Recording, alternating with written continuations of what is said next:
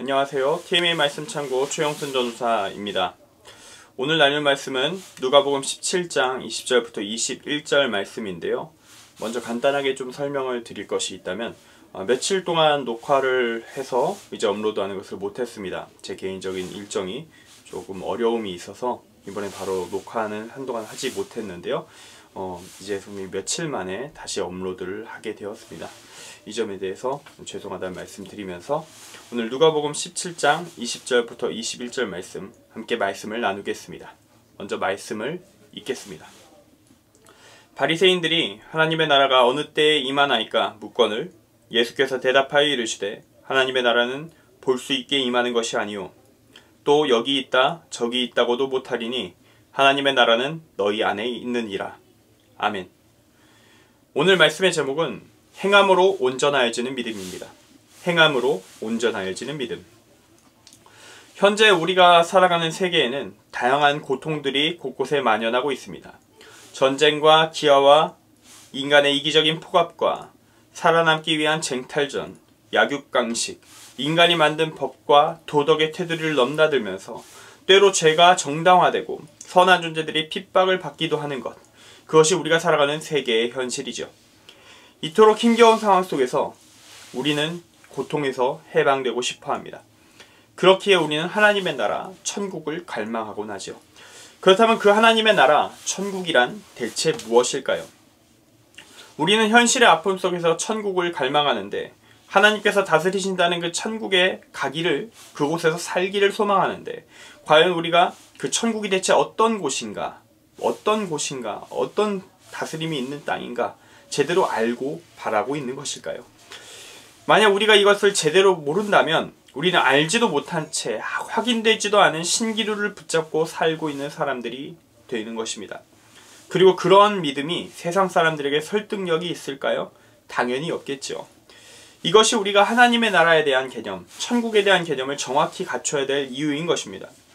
먼저 나에게 제대로 된 개념으로 갖춰져 있어야 우리는 다른 믿지 않는 사람들, 세상의 사람들에게 하나님의 나라가 무엇인가 납득이 가는 설명을 시도해 볼 수 있을 겁니다. 그때서야 우리는 그들에게 하나님의 나라, 그 구원의 복음을 전할 수 있을 것입니다.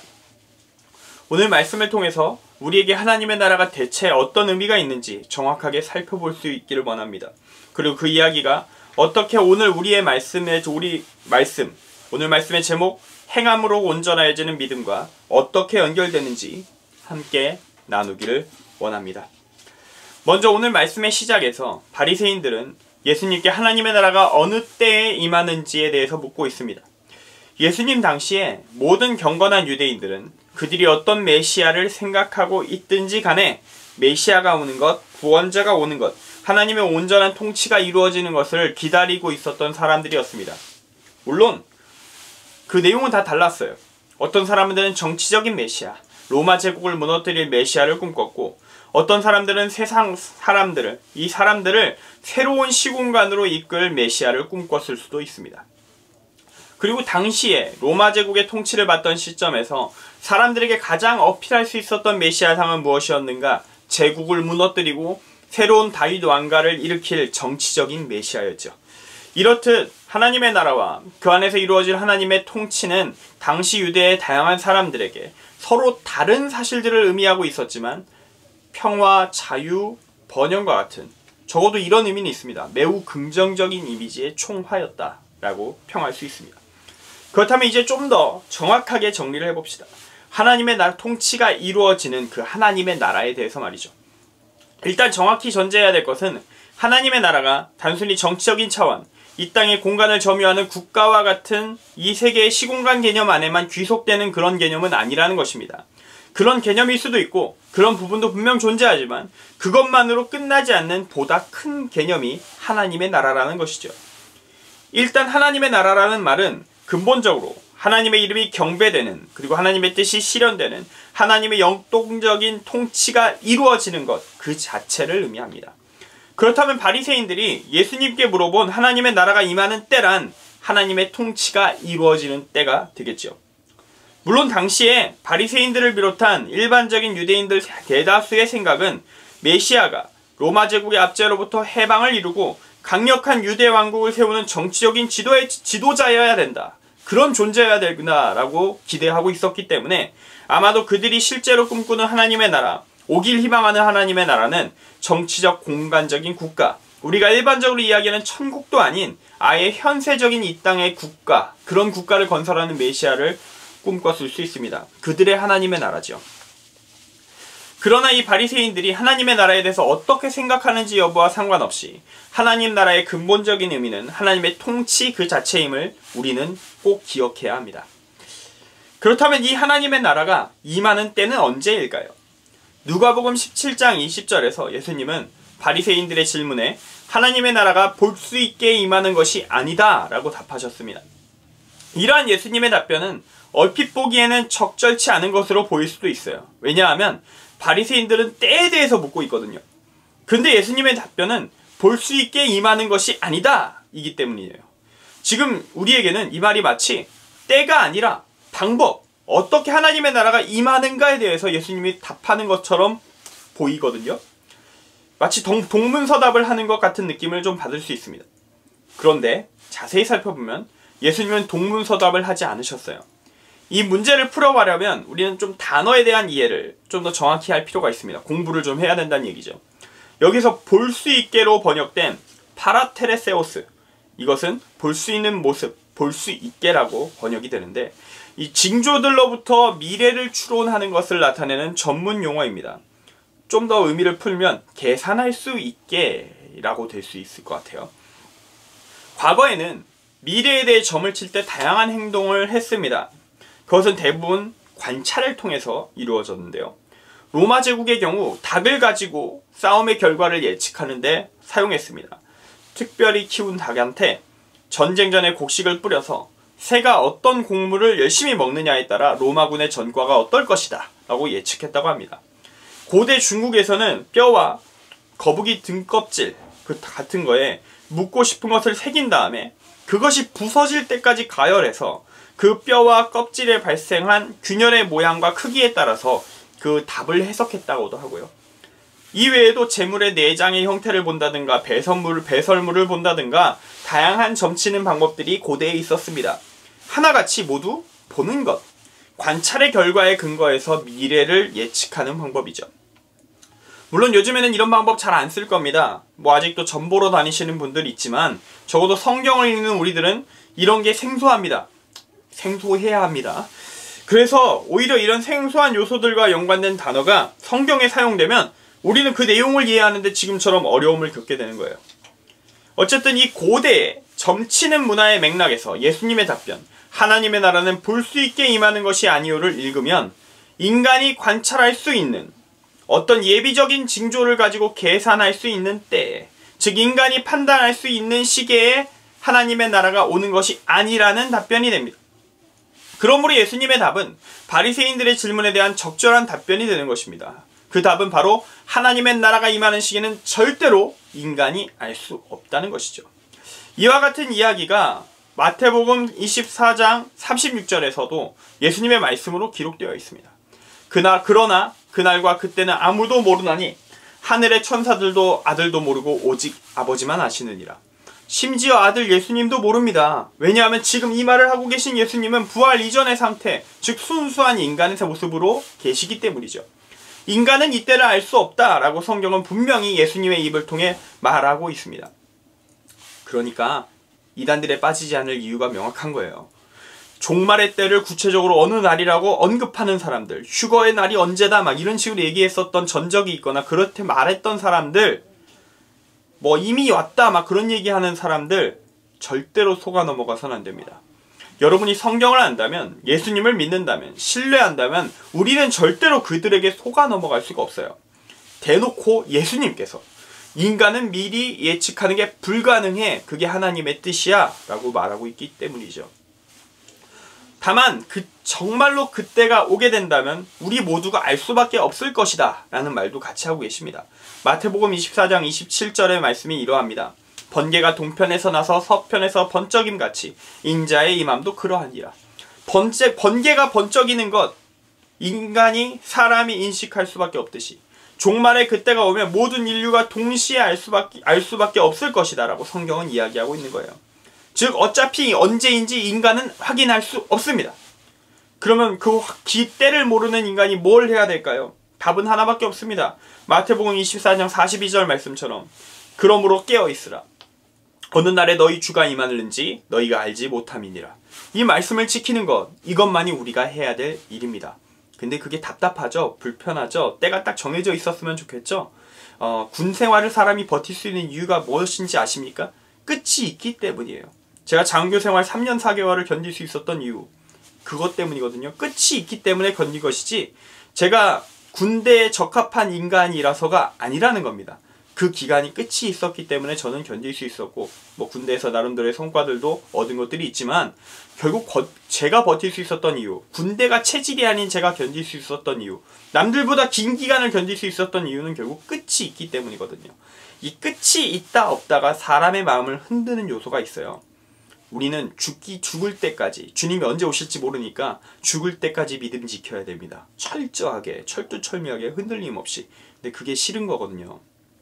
우리는 끝이 있길 바라죠. 한 2년만 빡세게 하고 끝을 보길 바라죠. 근데 하나님은 그렇게 얘기 안 하세요. 죽을 때까지 믿음을 온전히 지켜라.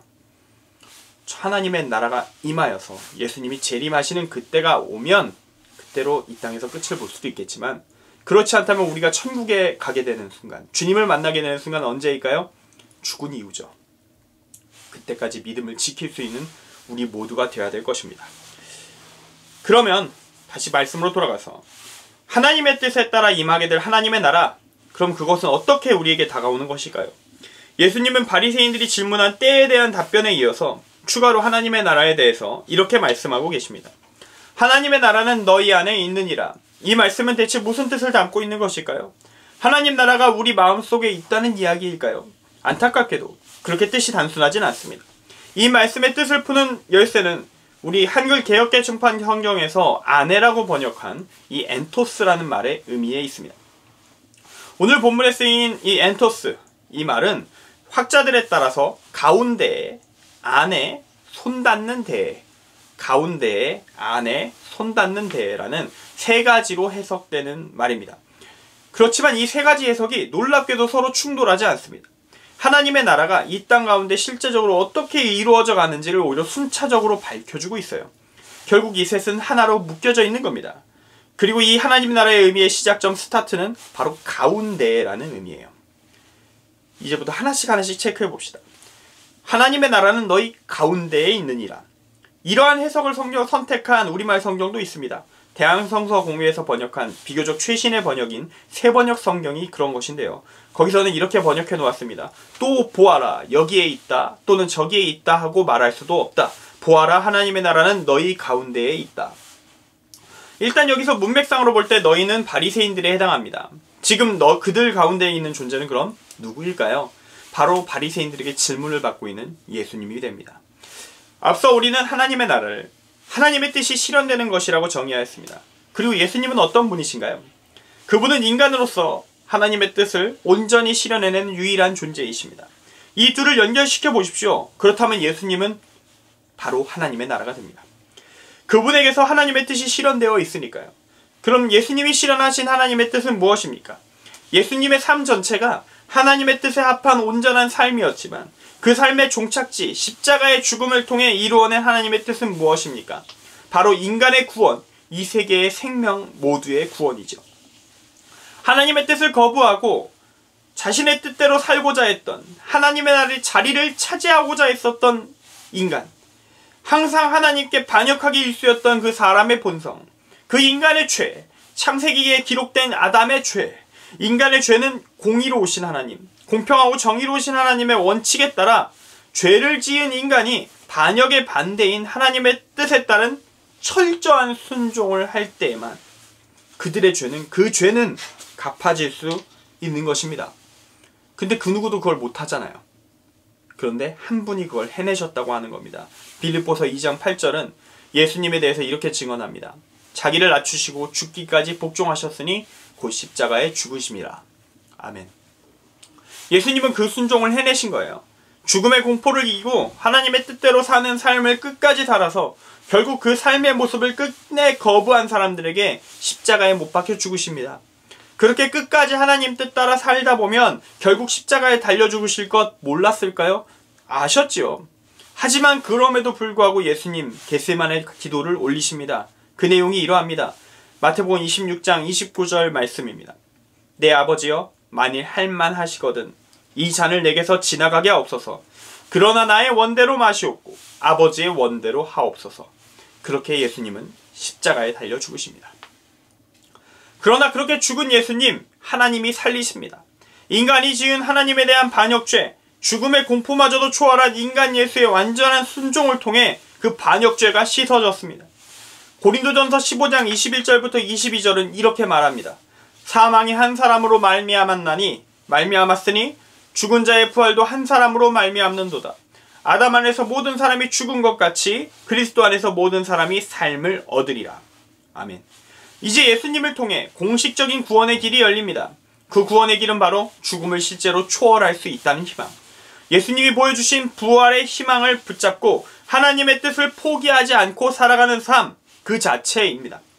이제 인간은 하나님의 뜻에 순종하는 삶을 선택할 수 있는 힘을 부여받았습니다. 그 힘은 바로 인간이 가진 가장 근원적인 공포인 죽음, 이 죽음을 깨뜨린 예수 그리스도의 부활을 믿는 믿음에서 발동되는 것입니다. 이것이 예수 그리스도를 믿는 믿음이 우리의 구원의 길, 하나님의 나라에 이르는 길이 되는 이유입니다. 그리고 이것이 오늘 말씀의 엔토스, 이 말을 가운데로 읽을 때 얻을 수 있는 메시지입니다. 그리고 이 의미는 바로 이어서 이 엔토스를 개역개정판 번역처럼 아내로 읽을 때의 메시지로 연결되게 됩니다. 하나님의 나라는 너희 안에 있느니라.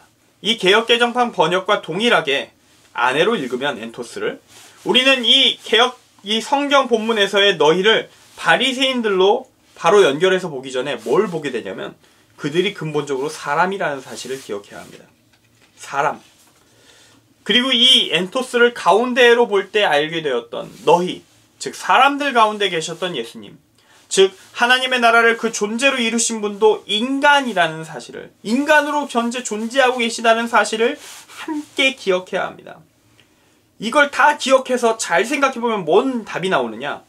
하나님의 나라는 너희, 사람들 안에 있느니라. 이렇게 보게 되면 우리는 하나님의 나라가 결국 인간에게 이루어질 수 있다는 메시지를 얻게 됩니다. 왜냐하면 그 하나님의 나라, 하나님의 통치를 이루어내신 예수님께서 순수한 인간이셨기 때문이죠. 히브리서 4장 15절이 이렇게 증언하고 있지 않습니까? 우리 안에 있는 대제사장은 우리의 연약함을 동정하지 못하실 이가 아니요 모든 일에 우리와 똑같이 시험을 받으신 이로되 죄는 없으시니라. 아멘. 앞서 밝혔듯이 하나님이 굳이 인간이 되셔서 인간 예수를 통해서 하나님의 나라를 이루신 이유는 인간의 죄의 특성이 인간으로서 행한 하나님에 대한 반역죄이기 때문에 그 죄를 온전하게 갚는 방식은 역으로 하나님의 뜻에 대한 온전한 순종, 인간의 철저한 순종이기 때문이었습니다. 그리고 이제 예수 그리스도의 십자가에서의 죽음과 부활을 통해서 이 철저한 순종의 길은 이전까지는 불가능한 길이었지만 이제 모든 인간이 나아갈 수 있는 길로 전환됩니다. 하나님의 뜻을 따른 자에게 영원한 삶, 부활이 있음이 증명된 지금 인간은 이 세상의 고통과 죽음을 뛰어넘어서 하나님의 뜻을 따를 수 있기 때문입니다. 게다가 견본이 있지 않습니까? 실제로 이룰 수 있는 것을 보여준 분이 계시지 않습니까? 그래서 예수님께서는 자신처럼 하나님의 뜻에 순종하는 삶, 우리가 살아내길 기대하시면서 이런 말씀들을 우리에게 남겨주셨습니다. 요한복음 16장 33절입니다. 이것을 너희에게 이르는 것은 너희로 내 안에서 평안을 누리게 하려 함이라. 세상에서는 너희가 환난을 당하나 담대하라. 내가 세상을 이기었노라. 예수님이 세상을 이기셨으니까, 죽음을 이기셨으니까 이제 우리는 환난 속에서도 담대할 수 있는 겁니다. 또한 요한복음 14장 12절은 이렇게 말합니다. 내가 진실로 진실로 너희에게 이르노니 나를 믿는 자는 내가 하는 일을 그도 할 것이요 또한 그보다 큰 일도 하리니 이는 내가 아버지께로 감이라. 아멘. 예수님께서 더 큰 일을 우리가 하나님의 뜻을 따라 하게 될 수 있을 것이다 라고 말씀하십니다. 이게 진짜 믿을 만한 말씀인가? 이런 생각할 수도 있어요. 의심갈 수 있습니다. 우리의 삶이 예수님을 뛰어넘는다고요? 설마요. 그래서 부활하신 후에 예수님은 우리에게 이런 말씀을 또 주셨어요. 요한복음 20장 21절부터 22절 말씀입니다. 예수께서 또 이르시되 너희에게 평강이 있을지어다. 아버지께서 나를 보내신 것 같이 나도 너희를 보내노라. 이 말씀을 하시고 그들을 향하여 숨을 내쉬며 이르시되 성령을 받으라. 우리 입만으로는 안 된다는 겁니다. 그러니 성령 하나님의 도우심을 얻으라고 예수님은 이야기하십니다. 예수님은 자신의 말씀으로 우리가 적당히 하고 도망갈 길을 완전히 봉쇄하고 계셔요. 이제 우리는 예수님을 따라갈 수 있다고 얘기하고 또한 따라가야 된다고 예수님의 이름으로 요청받습니다. 적어도 우리가 그 길 안에 머무르려고 애쓸 때 우리는 구원받은 자, 하나님의 나라를 이룬 자가 될 것입니다. 이제 그 길을 걷는 것은 우리의 몫으로 남아있는 거예요. 물론 우리가 이 구원의 길을 걸어갈 때 꼭 기억해야 할 것이 있습니다. 그것은 바로 내가 이 구원의 길을 걸어가기 전에 하나님께서 인간이 되셔서 이 땅에 내려오셔서 십자가의 죽음과 부활의 은혜를 내려주셨고 우리가 그 구원의 길, 하나님의 뜻에 대한 순종의 길을 걸어갈 수 있도록 성령 하나님이 먼저 도우시고 계시다는 사실입니다. 먼저 구원의 길 하나님이 뚫으셨기 때문에 우리는 그 길을 갈 수 있게 되었습니다. 우리는 이 사실을 절대로 잊어서는 안 됩니다. 은혜가 행함보다 먼저 무조건 선행합니다. 믿음이 은혜가 먼저입니다. 믿음이 행함으로 온전해지는 것은 맞지만 행함 자체가 믿음으로 온전해지진 않습니다. 은혜 없는 인간의 행함, 행함이 믿음을 만든다? 그건 아니라는 얘기예요. 은혜 없는 인간의 행함은 무의미한 것입니다. 먼저 하나님이 우리를 사랑하셨기 때문에 우리의 사랑이 유의미한 것이죠. 자, 이제 마지막 의미입니다. 하나님의 나라는 너희 손 닿는 데에 있느니라. 손 닿는 데, 너희 손 닿는 데에 있느니라. 지금까지 우리는 우리 가운데에 계신 하나님의 나라, 예수 그리스도를 통해 우리 안에도 하나님의 나라가 임하게 됨에 대해서 이야기했습니다. 그러면 이제 우리 안에 하나님의 나라가 임하면 우리도 하나님의 통치가 이루어지는 존재, 하나님의 나라가 되면 어떤 일들이, 이어서 어떤 일이 벌어지게 될까? 이것을 좀 생각해 볼 필요가 있어요. 이 세 번째 엔토스의 의미, 손 닿는 데에는 이 부분에 주목하는 것입니다. 당연하게도 그 하나님의 나라가 된 사람들의 손이 닿는 곳에 하나님의 나라가 이루어지게 될 것입니다. 이것이 엔토스를 손 닿는 데로 읽을 수 있을 때 얻을 수 있는 메시지입니다. 물론 이거는 앞에 두 가지를 먼저 보고 이어서 우리가 인식해야 되는 메시지가 될 겁니다.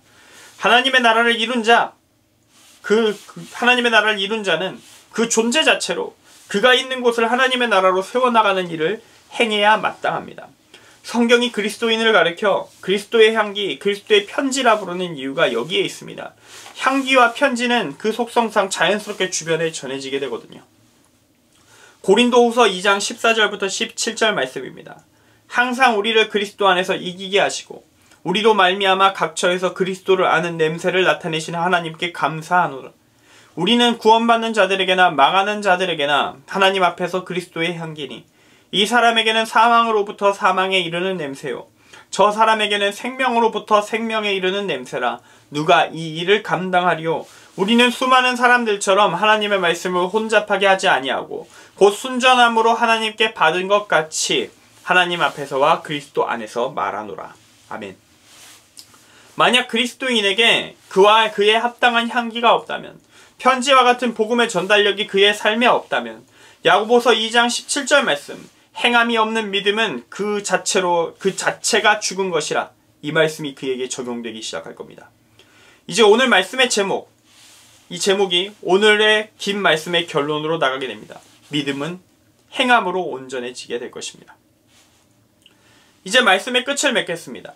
누가복음 17장 20절부터 21절은 우리에게 하나님의 나라를 이루신 예수 그리스도를 먼저 보게 하고, 즉 가운데에 또 그분이 이룬 하나님의 나라가 우리 안에서도 이루어져야 함을 말하며, 안에, 그리고 그 하나님의 나라들이 된, 이미 그 하나님의 나라들이 된 우리가 해야 할 일까지 말합니다. 손 닿는 데에. 이것이 바로 우리를 향한 하나님의 뜻, 행함으로 온전해지는 믿음, 그 믿음인 것입니다. 이 모든 내용을 야고보서의 저자, 주의 동생 야고보, 예수님의 동생 야고보는 야고보서 2장 26절 말씀에서 직설적으로 이야기합니다. 영혼 없는 몸이 죽은 것 같이 행함이 없는 믿음은 죽은 것이니라. 예수 그리스도를 믿고 그 믿음이 내 안에서 이루어지는 것을 넘어서 그것이 세상으로 나의 밖으로 뻗어나가지 못한다면 그 믿음은 결국 썩어버릴 것이라는 이야기입니다. 죽을 것이라는 이야기입니다. 그리고 그 죽은 믿음이 너희를 구원하겠느냐? 구원하지 못할 것이다. 성경이 우리에게 그렇게 증언하고 있는 것입니다. 오늘 우리는 짧은 이 2절의 2절의 말씀 가운데서 구원에 이르는 참된 믿음, 행함으로 완전하여지는 믿음에 대한 예수 그리스도의 말씀을 확인하였습니다. 어렵게 느껴질 수 있습니다. 그러나 포기해서는 안 될 길입니다. 이 길만이 구원에 이르는 길이기 때문에 구원받기를 원한다면 절대로 포기해서는 안 됩니다. 예수님께서는 우리의 최선을 다한 반응을 원하고 계십니다. 우리의 온 힘을 다한 최선의 사랑을 요청하고 계십니다. 여러분이 누군가를 사랑하게 된다면 그 사람이 그 어떤 존재보다, 어떤 연예인보다도 아름답다고 예쁘다고 생각하게 되지 않습니까? 모든 미의 기준이 사랑하는 사람에게 맞춰서 재조정되는 것을 경험하지 않습니까? 사랑할 때 그 사람에게 다른 사람들이 말하고 나는 객관적인 부족함이 보입니까? 보이지 않지 않습니까? 그런 게 있다고 남들이 이야기하는 것이 이해가 되지 않지 않습니까? 아마 사랑하는 사람에게 특별히 기대하는 것이 있다면 단 하나이겠죠. 그 사람이 나를 사랑하는 것. 그 외에 객관적인 기준들은 불필요할 것입니다. 그리고 여러분이 아실 겁니다. 여러분이 누군가를 사랑한다면, 정말로 사랑한다면 결국 그 사람을 위해서 자신의 모든 것을 바치기를 갈망하게 된다는 것을 말이죠. 예수님은 말씀하셨습니다. 요한복음 13장 34절에서요. 새 계명을 너희에게 주노니 서로 사랑하라. 내가 너희를 사랑한 것 같이 너희도 서로 사랑하라. 하나님은 우리와 사랑하길 원하고 계십니다. 그리고 하나님의 사랑은 절대적인 사랑입니다. 그분의 사랑은 문제가 될 것이 없습니다. 요한복음 3장 16절에 따르면 하나님이 세상을 이처럼 사랑하사 독생자를 주셨으니 이는 그를 믿는 자마다 멸망하지 않고 영생을 얻게 하려 하심이라. 아멘. 그분의 사랑이 완전 무결하다면 문제는 우리에게 있습니다. 우리의 사랑으로 하나님을 사랑하고 이웃을 사랑함으로써 하나님의 뜻을 따름으로 우리의 믿음을 증명하여서 하나님의 나라가 되고 하나님의 나라를 이 땅 가운데 만들어가는 우리 모두가 되기를 소망합니다. 기도하겠습니다. 사랑의 주님, 우리가 주님의 사랑에 온전한 사랑으로 응답할 수 있게 하여 주옵소서. 주님을 알고 주님을 내 안에 모시고 그 주님을 세상에 전파하는 자로 온전한 믿음을 가진 자로 우리를 세워 주옵소서. 주님 사랑합니다라는 그 고백이 진실된 고백이 되게 하여 주옵소서. 예수 그리스도의 이름으로 기도합니다. 아멘.